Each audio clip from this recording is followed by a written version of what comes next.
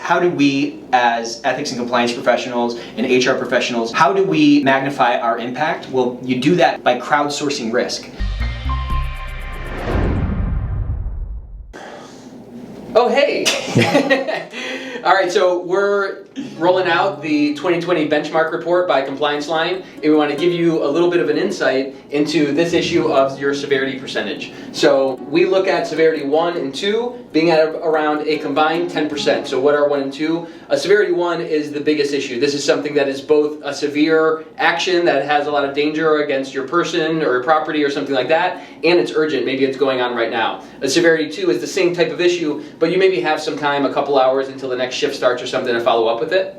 So don't be fooled by this big bar of everything else. Obviously there's a lot that goes on in here, but when we look at the balance of our risk in the organization, a lot of the things that are going to get you ROI on protecting your employees and get you some of those wins as a compliance leader are in these severe categories. So you want to make sure that you're not only getting the right amount of those reported, but also following up on those in the right way in the right amount of time. Tell us about it.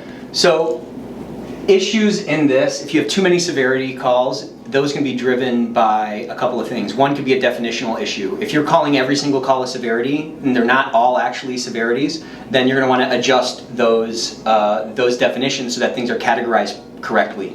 Another issue could just be an awareness issue. So if people think the line is used for things that it's not, or people don't know about the line, then they're not even going to call and pick up, and your severity level may be too low. So this is one of those metrics that you need to look at in the context of your regular reporting rate. But either way, the name of the game with respect to this is how do we, as ethics and compliance professionals and HR professionals, how do we magnify our impact? Well, you do that most readily by crowdsourcing risk. So again, try to create that speak up culture where people want to raise their hand. If they see something wrong, they're going to pick that phone up and say it and talk about it. But then beyond that, make sure your definitions are right and make sure that you're educating your team about what's going on. If you check those boxes and you still have a really high severity level, then you probably have a higher confidence interval around there being a true systemic problem in your organization.